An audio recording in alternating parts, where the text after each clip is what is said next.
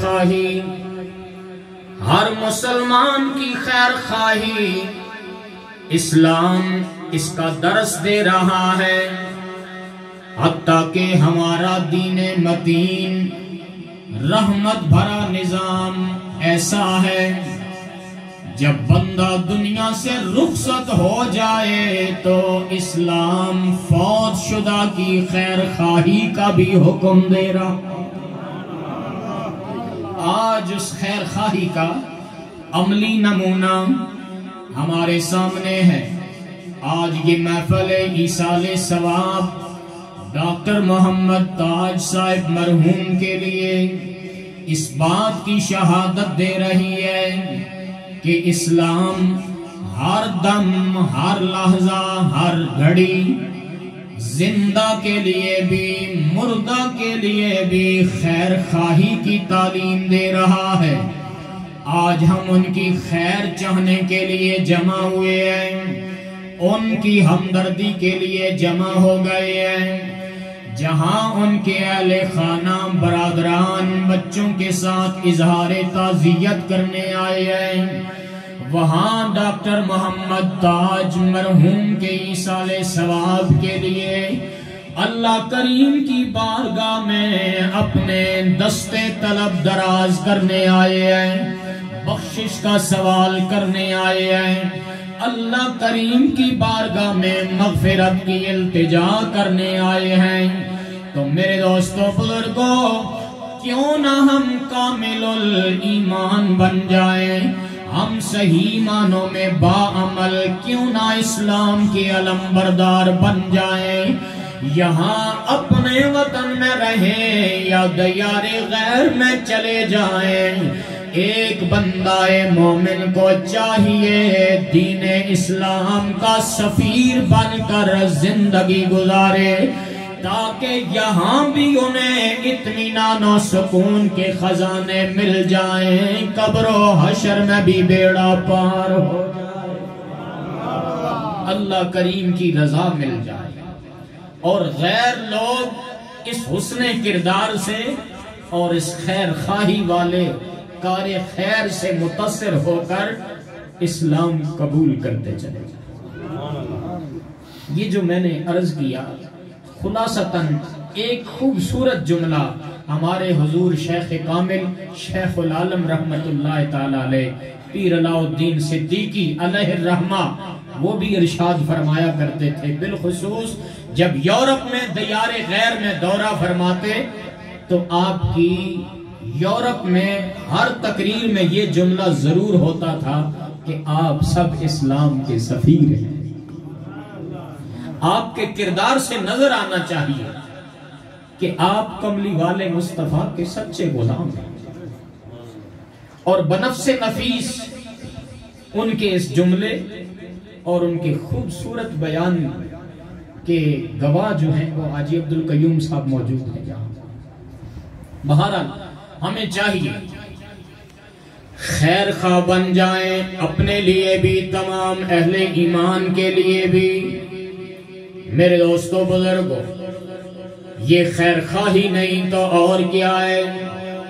اللہ کریم نے اپنی خاص الخاص عبادت یعنی نماز کے دوران بھی مومن کو اپنے لیے، والدین کے لیے اور قیامت تک آنے والے تمام ایمان والوں کے لیے بخشش کی دعا مانگنے کا حکم دے دیا۔ دعا مانگا کرو، ربنا اغفر لی ولوالدی، یہ ہے خیر خواہی۔ اس سے پہلے ہے رب اجعلنی مقیم الصلاۃ ومن ذریتی،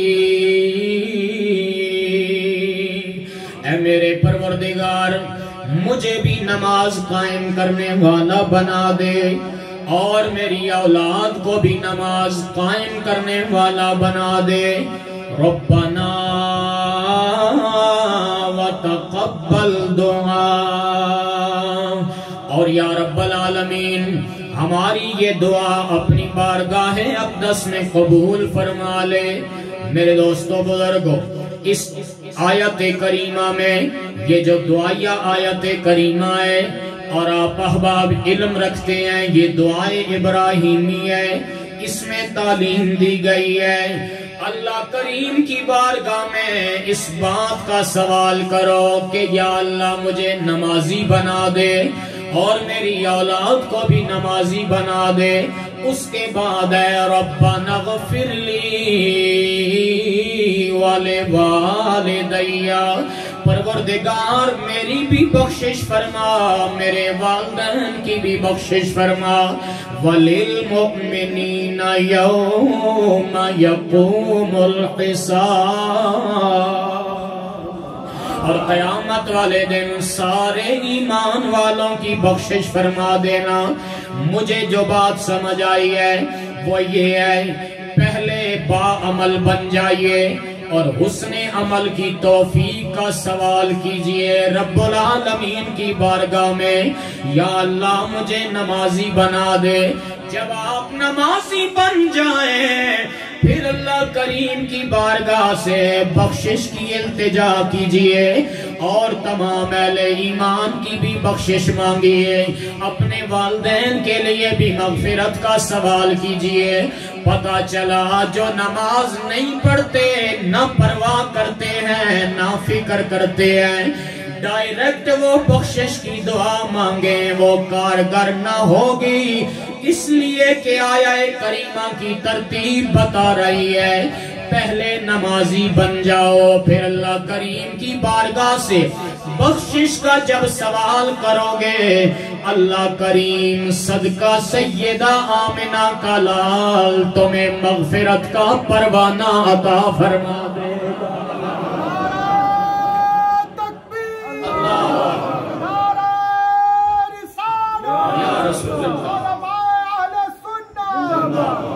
ہاں یہ الگ بات ہے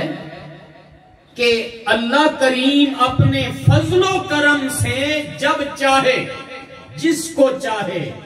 بخشش کا انعام عطا فرما دے، لیکن دنیا میں رہ کر یہ سوچنا باقاعدہ طور پر یہ اپنی فکر پیدا کر لینا نہیں نماز پڑھیں گے کوئی ضرورت نہیں، اللہ اپنے فضلہ نال بخشی چھوڑ سی، اس طرح نہیں ہونے لگا جناب. اگر یہ آپ نے باقاعدہ سوچ بنا رکھی ہے.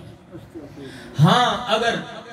انسان نسیان اور خطا کا مرکب ہے، بھولے سے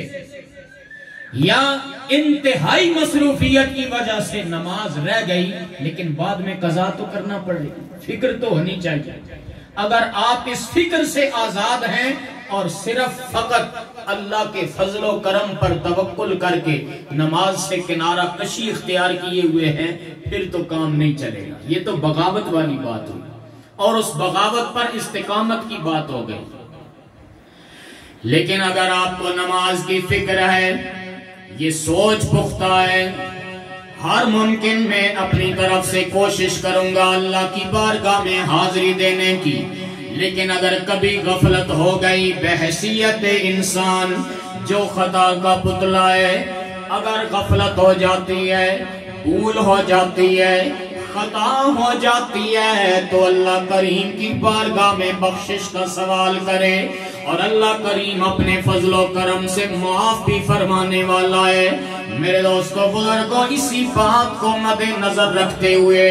میاں صاحب فرماتے ہیں کہ شریعت مطہرہ پر عمل پیرا بھی رہو لیکن اپنے حسن عمل پر، اپنی نماز پر، اپنے اعمال صالحہ پر بھروسہ کر کے بیٹھ نہ جانا. شریعت مطہرہ پر عمل کرو لیکن نجات کا ذریعہ اگر سمجھنا ہے تو اللہ کریم کے فضل پر نظر رکھو. رب العالمین کی بارگاہ میں اپنے فضلوں کا سوال کیا کرو، یا اللہ اپنے فضل و کرم سے مالا مال فرمانا، معافی کا پروانہ عطا فرما دینا. اس لیے کہ اگر وہ عدل کرنے پہ آئے تو بڑے بڑے رہ جائیں گے، فضل کرنے پہ آئے تو بڑے بڑے گناہگاروں کا بیڑا پار ہو جائے گا. اسی لیے عرض کیا اے میرے مالک عدل کریں تے تھر تھر کمبل عدل کریں تے تھر تھر کمبل اچیاں شانہ والے